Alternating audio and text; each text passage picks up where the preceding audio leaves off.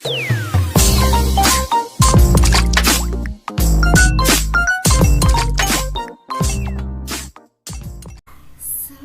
warahmatullahi wabarakatuh. Saya Anggun Sritama Lubis dengan NIM 1205012370 dari kelas H. Di sini saya membuat sebuah video tentang normalisasi data mulai dari 1NF hingga 3NF. Dan saya akan membuat hasil normalisasi datanya ke dalam Oracle Data Modeler. Nah, sebelumnya kita lihat dulu pengertian dari normalisasi. Normalisasi adalah proses pengaturan atribut dan tabel database relasional untuk meminimalkan redundansi. Normalisasi membantu menangani penyisipan, pembaharuan, dan menghapus anomali, memastikan kinerja database yang lebih baik. Nah, selanjutnya tahapan normalisasi itu ada banyak. Yang pertama yaitu bentuk tidak normal atau anormalized. Setelah itu bentuk normal pertama atau 1NF. Setelah itu bentuk normal kedua yang bisa disebut dengan 2NF. Bentuk normal ketiga yaitu 3NF, dan ada BCNF yaitu Boycott Normal Form, dan ada lagi itu bentuk normal keempat, kelima, dan keenam. Namun di sini saya akan hanya membahas tentang bentuk tidak normal sampai bentuk normal ketiga. Nah, anormalized yaitu merupakan kumpulan data yang direkam tidak ada keharusan dengan mengikuti suatu form tertentu. Pada bentuk ini terdapat pengulangan grup sehingga pada kondisi ini data menjadi permasalahan dalam melakukan manipulasi data, yaitu insert, update, dan delete, atau biasa disebut dengan anomali. Nah, di sini saya membuat sebuah contoh dari struk belanja, yaitu dari toko sumber rezeki. Nah, di sini kita langsung saja praktek apa itu anomalis. Nah, dari foto ini kita membuat sebuah tabel seperti ini. Nama toko, kita bisa lihat nama toko ada sumber rezeki. Setelah itu alamat tokonya yaitu Dusun Mulaan. Setelah itu ada ini 456573200412195307. Nah, ini jika dilihat ini adalah di sini 20200412195307 ini merupakan waktu beli. Nah, jadi dapat disimpulkan ini merupakan kode transaksi atau bisa kode belinya, ada kode transaksinya. Setelah itu tanggal pembelian yaitu 2020-04-12. Setelah itu waktu beli jam 19.53.07. Setelah itu nomor pembelian. Di sini juga ada nomor pembelian, ini nomor 0-1 ini. Setelah itu barang yang dibeli, quantity dan harga. Terus juga di sini nomor pembelian jadi ini barang yang dibeli yaitu baju muslim dan baju muslimah. Setelah itu harga barang 8.000 dan 100.000. Setelah itu jumlah barang yang dibeli yaitu 1 dan 1 sama-sama 1 semuanya. Cuma 1 ini kuantitinya cuma 1. Nah, mengapa saya tidak membuat total, bayar, dan kembali ini ke dalam tabel? Karena ini merupakan ini idenya dalam bentuk codingan, dalam bentuk program, kode program. Nah, jadi ini tidak ditulis dalam tabel atau tidak ditulis dalam database. Nah, selanjutnya kita setelah menemukan bentuk anormalized dari struk belanja ini. Nah, selanjutnya kita pindah ke bentuk normal pertama, yaitu langkah selanjutnya yaitu bentuk normal pertama. Syarat pada tahapan ini adalah tidak ada atribut multi-value untuk setiap entitas. Nah, maksudnya itu yaitu tidak ada satu entitas memiliki dua nilai gitu. Jika atribut bernilai multi-value, buat entitas tambahan dan kaitkan dengan entitas asli dengan hubungan one to many. Nah, di sini kita lihat bahwa di sini ada dua atribut gitu. Dalam toko sumber rezeki terdapat dua atribut yaitu barang yang dibeli dan harga barang serta jumlah barang. Nah, karena ini dia tidak boleh dalam 1NF, maka dibuat seperti ini. Sumber rezeki, setelah itu dusun mulaan, setelah itu seperti ini. Dibuat dianya seperti ini kan. Untuk ngapain ini? Baju muslim dan baju muslimah. Jadi dibuat dianya dua atribut di dalam entitas nama toko. Setelah itu ini merupakan tahapan 1NF atau bentuk normal pertama. Selanjutnya yaitu bentuk normal kedua atau bisa disebut dengan 2NF, yaitu syarat pertama memenuhi 1NF, yaitu setelah itu pastikan non-UID hanya bergantung pada satu UID. Jika ada relasi many to many, maka buat tabel baru yang disebut tabel junction. Tabel junction berisi kolom primary dari kedua tabel dan constraint-nya adalah foreign key. Nah, di sini adalah tabel 2NF. Dari sini dari tabel 1NF ini kan, syarat pertama itu dia memenuhi tabel 1NF. Setelah itu, syarat yang kedua yaitu pastikan non-UID hanya bergantung pada satu UID. Nah, di sini yang saya buat warna hijau ini adalah merupakan entitas baru, di mana ini saya jadikan sebagai UID, dan kode barang juga itu adalah entitas baru yang merupakan UID. Nah, tadi kan pastikan non-UID hanya bergantung pada satu UID. Nah, di sini nama toko dan alamat toko ini kan merupakan saling ketergantungan gitu kan.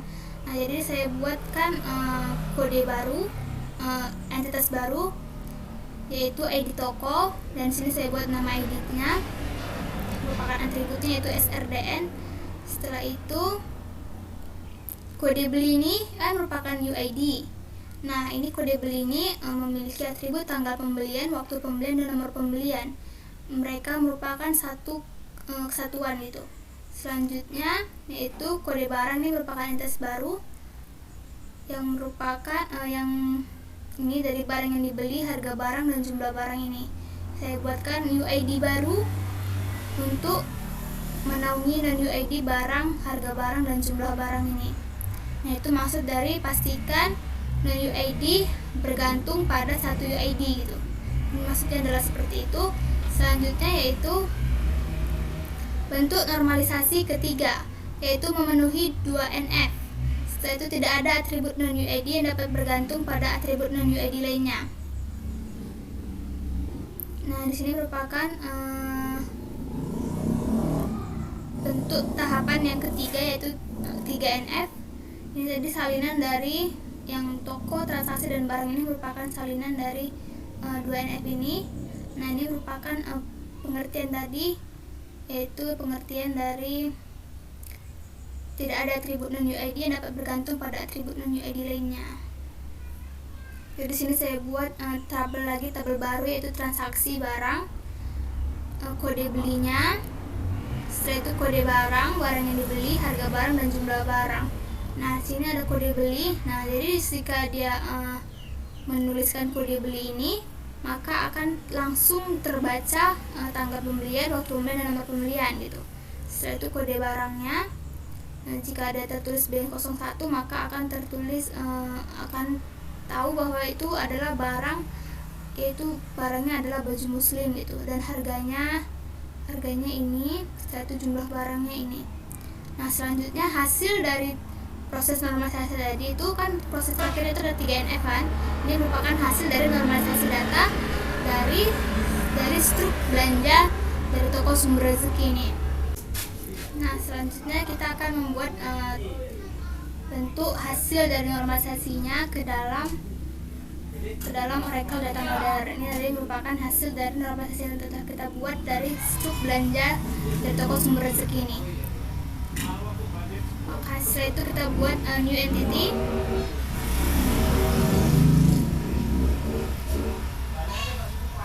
Nah, di sini kita memiliki datanya yaitu toko. Nama entity-nya adalah toko. Setelah itu atribut yang pertama yaitu di sini yaitu ID toko, nama toko, alamat toko. Sini ID toko. Kita langsung pilih saja, langsung data tipe datanya. ID toko itu kita buat varchar aja, variabel karakter varchar. Size-nya ini kita maksimum aja. Maksimumnya itu dalam ribu ya untuk varchar itu. Limitnya kita buat karakter. Setelah itu kita jadikan dia sebagai primary UID. Tapi aplikasikan. Selanjutnya yaitu nama toko. Nama toko itu kita buat data type-nya logical, source type-nya yaitu text. Text kita buat mandatory. Kita aplikasikan. Setelah itu adalah alamat toko. Alamat toko kita buat logical. Setelah itu kita buat ininya adalah string. Setelah itu kita buat mandatory. Ini variabelnya kita buat karakter, buat mandatory. Ini model tipe data ini disesuaikan dengan kebutuhan ya. Kita oke kan.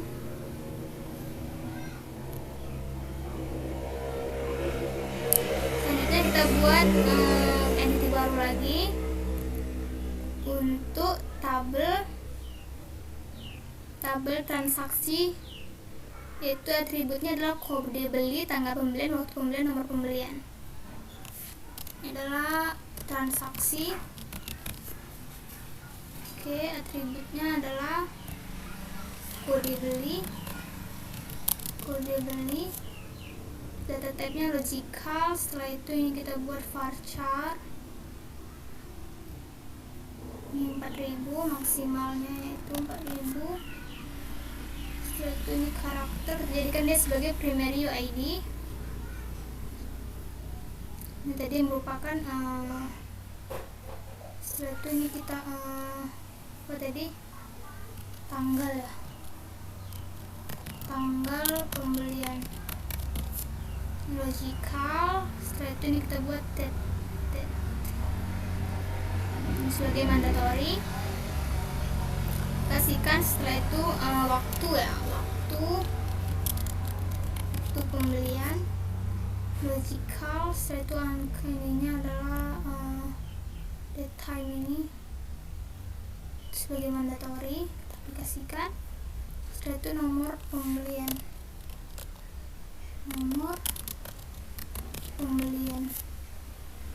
logical. Setelah itu ini adalah integer. Coba integer aja, ini udah integer. Terserah sih ini mau integer atau binary. Coba sini integer, mandatory. Oke.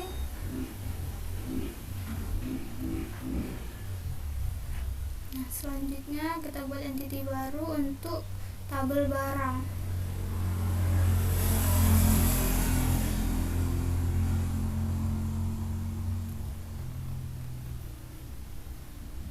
Tabel barang, kita lihat dulu apa atributnya, yaitu ada kode barang, barang yang dibeli, harga barang, dan jumlah barang. Jumlah barangnya. Setelah itu atributnya adalah kode barang, tambahkan dulu kode barang logical, dan ini merupakan varchar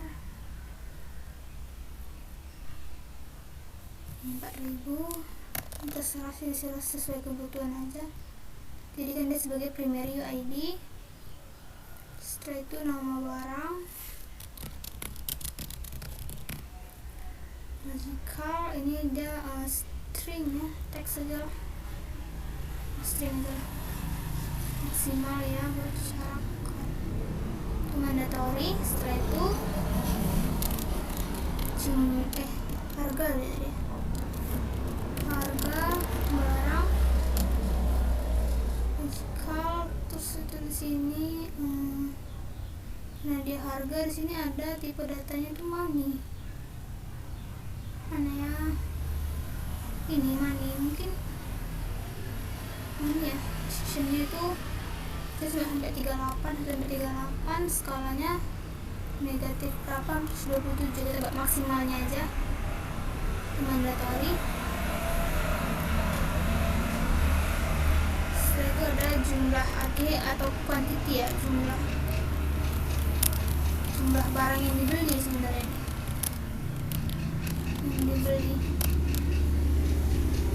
kuantitinya.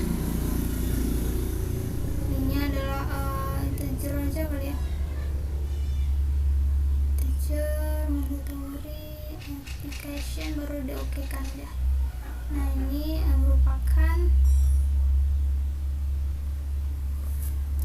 tabel transaksi barang dan toko. Saran. Nah, selanjutnya kita buat lagi yaitu tabel transaksi barang. Kode beli, kode barang, barang yang dibeli, harga barang dan jumlah barang. Nanti baru di sini.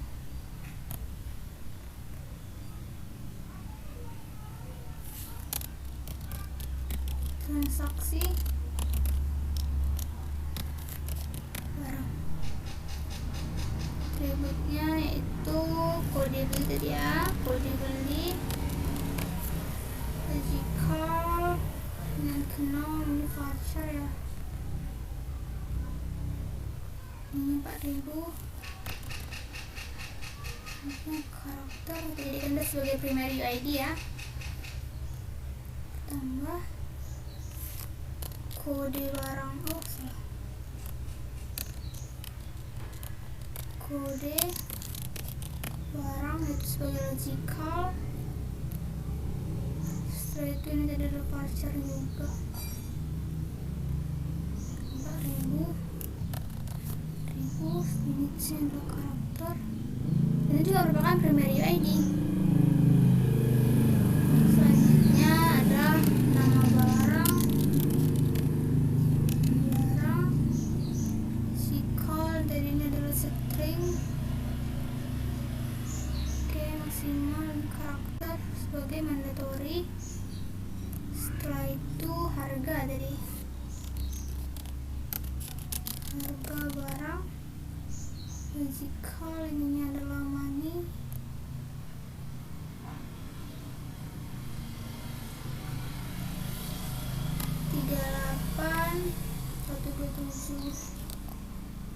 Mandatory. Setelah itu jumlah ya, jumlah barang yang dibeli. Ini kita buat integer.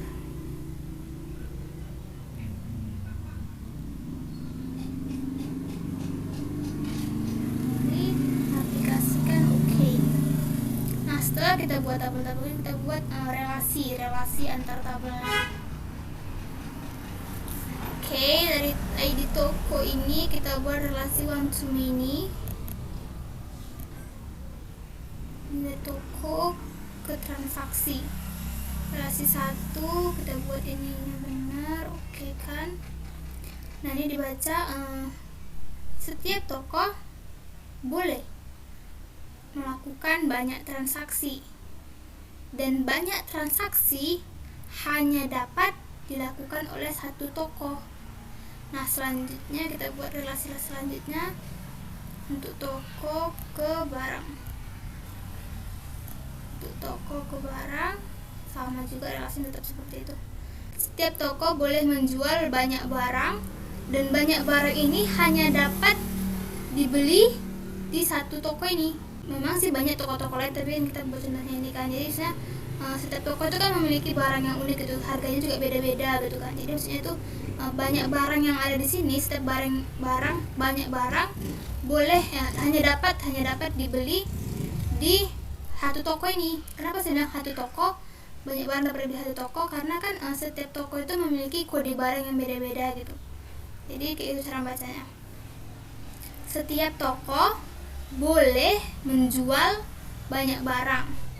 Setelah itu banyak barang hanya dapat dijual oleh satu toko. Barang yang ada di sini itu. Selanjutnya yaitu relasi dari toko ke transaksi barang.